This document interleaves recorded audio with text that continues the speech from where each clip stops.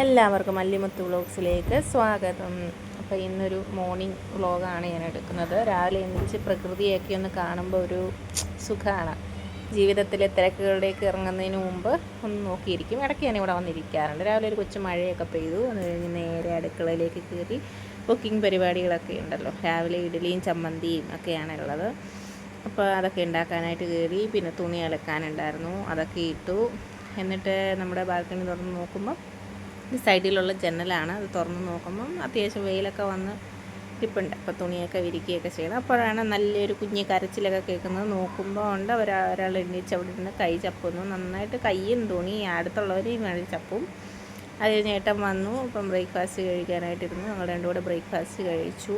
പിന്നെ ബാൽക്കണിയിൽ പോയി കുറച്ച് നേരം ഇങ്ങനെ ഇരുന്നു. അപ്പോൾ ഉണ്ട് ഇടയ്ക്ക് വന്ന് കുഞ്ഞിനെ നോക്കുമ്പോൾ ഇവിടെ കയ്യും ചപ്പി വീണ്ടും കിടന്നുറങ്ങുകയാണ്. ഇത് വൈറ്റമിൻ ഡി ആണ്. ഇപ്പോൾ കുട്ടികൾക്ക് 1 വയസ്സ് വരെ കമ്പൽസറിയാണിത്. അത് കഴിഞ്ഞ് ചോറൊക്കെ വെച്ചു. ഇവിടെ കേരള സ്റ്റോർ ഉള്ളത് കൊണ്ട് തന്നെ നമുക്ക് വെള്ളയരി കിട്ടും. നല്ല വെള്ളരിയും ചുമന്നരിയൊക്കെ കിട്ടും. റേറ്റ് ഇച്ചിരി കൂടുതലാണ്.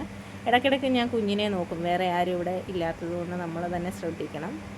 അങ്ങനെ കുഞ്ഞിനെ നോക്കും. പിന്നെ ഇടയ്ക്ക് ഒന്ന് വൃത്തിയാക്കി മോളുറങ്ങുന്ന സമയത്തും അടങ്ങിയിരിക്കുമ്പോഴൊക്കെയാണ് ഇതൊക്കെ ചെയ്യാറ്.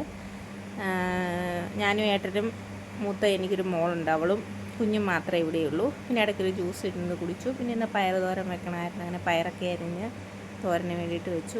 അപ്പോൾ ഉറങ്ങിയ നേരത്താണ് ചെയ്തത്. പിന്നെ കുഞ്ഞിനെ കുളിപ്പിക്കാനായിട്ടൊരാൾ വരുന്നുണ്ട്.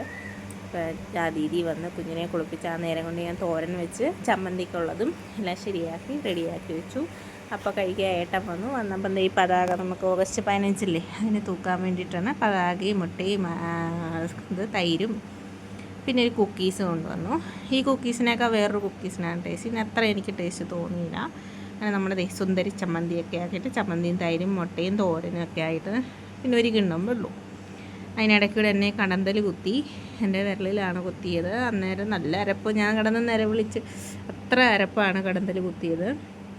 ഇതാണ് ആ കടന്തൽ. ഇവിടെ അങ്ങും ഇങ്ങുമൊക്കെ കാണാറുണ്ട് കടന്തലിനെ. അടുത്തുള്ള മരത്തിലൊക്കെ ഇങ്ങനെ പറക്കുന്നതാണ്. എങ്ങനെയോ വീടിനുള്ളിൽ വന്നതാണ്.